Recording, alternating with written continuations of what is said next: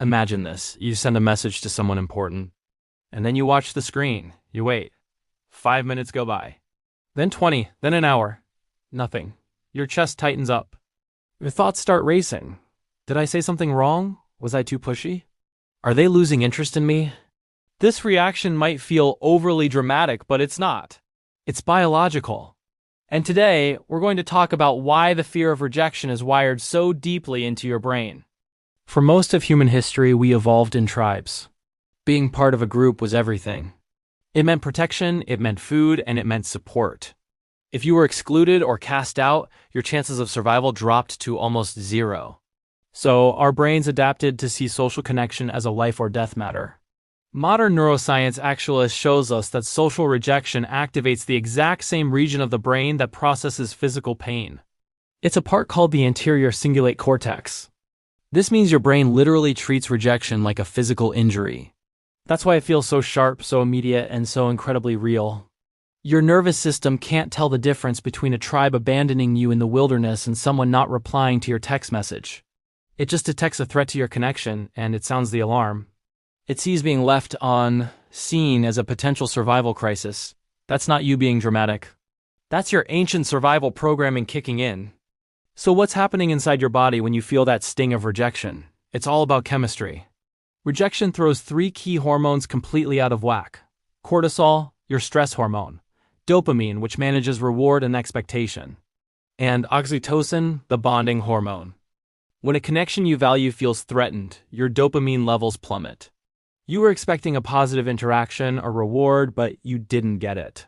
At the same time, your cortisol levels shoot up, flooding your system with stress. Your body shifts into high alert, ready to face a threat. This chemical chaos is what creates that feeling of obsessive thinking, or what we call rumination. Your brain is desperately trying to solve the problem of rejection to get its chemical balance back to normal. That's why you find yourself replaying conversations over and over, analyzing every single word.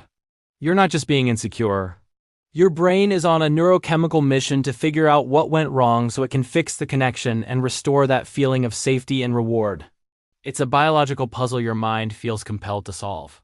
Now, let's bring this into the modern world. Our lives today are filled with what I call micro-rejections. Getting left unseen, but you know they read the message. Getting shorter, one-word replies when you used to have long conversations. Scrolling through social media and seeing friends hanging out without you. Our online lives make everything visible, and your brain is constantly scanning for signals. It's always asking, am I being included? Am I still part of the group? Even tiny, ambiguous signals can trigger massive reactions. Why? Because ambiguity fuels fear. When you don't know why someone is being distant, your imagination fills in the blanks, and it almost always assumes the worst. That uncertainty is what makes these small, modern rejections feel so overwhelming. Your personal history also plays a huge role here. Attachment psychology helps explain why some of us are more sensitive to rejection than others.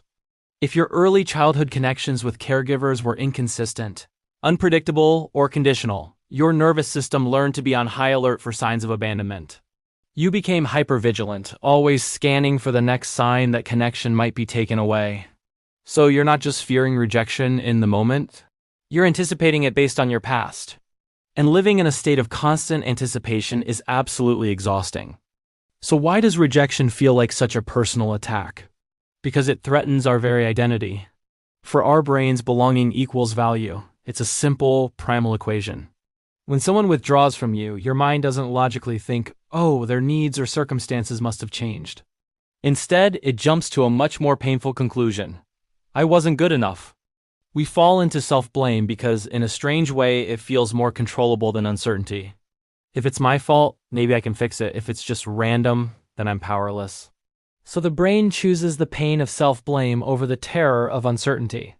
It internalizes the rejection as a reflection of your worth, making it hurt that much more.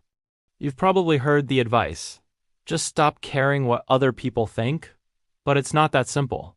We are biologically wired to care. Belonging is a fundamental human need, not a preference you can just switch off. The solution isn't to become indifferent or to build walls around your heart.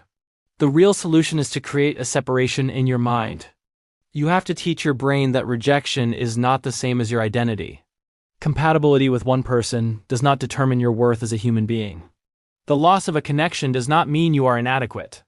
When your brain starts to understand this distinction, the emotional intensity of rejection begins to fade. It stops feeling like a verdict on your value and starts becoming just information. So remember this, your fear of rejection isn't a weakness. It's a sign that your brain is doing its ancient job of protecting your need to belong. But belonging is not what defines your value. You define your value. The moment you separate your identity from other people's approval, rejection loses its power. It becomes information you can learn from, not a devastation that breaks you, and that clarity is what puts you back in control. Thanks for watching.